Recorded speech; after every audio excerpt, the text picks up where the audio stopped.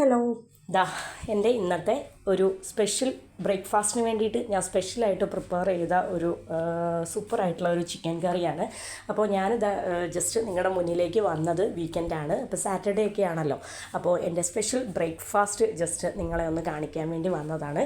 അപ്പോൾ അതിന് മുന്നേ ഞാൻ വിചാരിച്ചു വളരെ ടേസ്റ്റി ആയിട്ട് ഇതാ ഞാനിപ്പോൾ കുക്ക് ചെയ്ത് ജസ്റ്റ് ഒന്ന് എടുത്ത് മാറ്റിയതേ ഉള്ളൂ. വളരെ ടേസ്റ്റി ആയിട്ടുള്ള അടിപൊളിയായിട്ടുള്ള ഒരു ചിക്കൻ കറി. പിന്നെ ഈ ഒരു ചിക്കൻ കറിയുടെ റെസിപ്പി എന്ന് പറയുന്നത് അടുത്ത ദിവസം ഞാൻ ലോങ് വീഡിയോയിൽ ഇടുന്നതായിരിക്കും.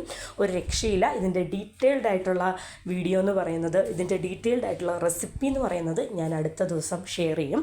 അപ്പോൾ നമ്മുടെ എൻ്റെ ഇന്നത്തെ ബ്രേക്ക്ഫാസ്റ്റും വിശേഷങ്ങളും ഒക്കെ കാണിക്കാൻ വേണ്ടിയിട്ടും അതുപോലെ തന്നെ എൻ്റെ ഈ ചിക്കൻ കറിയുടെ വിശേഷം ജസ്റ്റ് ഒന്ന് ഷെയർ ചെയ്യാനും കൂടിയിട്ടാണ് ഞാൻ ഈ ഒരു വീഡിയോ ചെയ്യുന്നത്.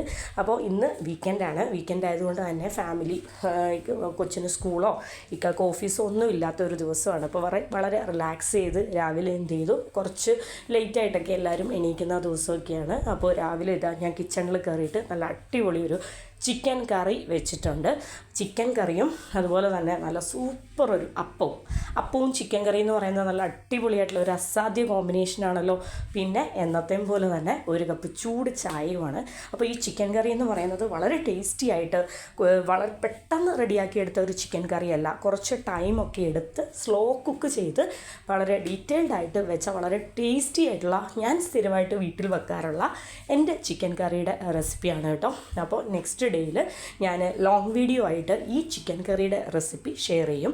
അപ്പോൾ എല്ലാവരും മസ്റ്റായിട്ടും വാച്ച് ചെയ്യണം. അപ്പോൾ എൻ്റെ ബ്രേക്ക്ഫാസ്റ്റ് എന്തൊക്കെയാണെന്ന് ഞാൻ ജസ്റ്റ് ഒന്ന് കാണിക്കാം. ഞാനിതാ നല്ല ചൂടപ്പം, നല്ല സോഫ്റ്റ് ആയിട്ടുള്ള നല്ല അടിപൊളി വെള്ളയപ്പം, പിന്നെ ചിക്കൻ കറി ആവശ്യത്തിന്. ഞാൻ കുറച്ച് തിക്കായിട്ടുള്ള ഗ്രേവി ആയിട്ടല്ല വെച്ചത്, ഇന്ന് കുറച്ച് ലൂസായിട്ടുള്ള ഗ്രേവി ആയിട്ടാണ് വെച്ചത്.